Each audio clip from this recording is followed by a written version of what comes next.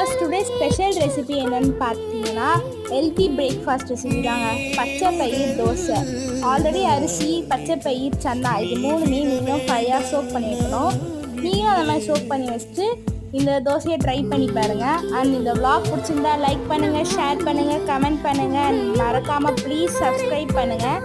Thank you for வாட்சிங். Have a nice day and bye.